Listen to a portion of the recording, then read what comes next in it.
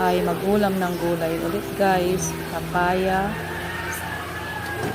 saluyot, daw ng sitaw, bulaklak ng kalabasa guys.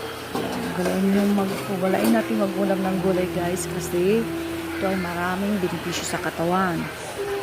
Kasabihan nga, pag kumakain ka ng gulay, hahaba ang buhay, guys.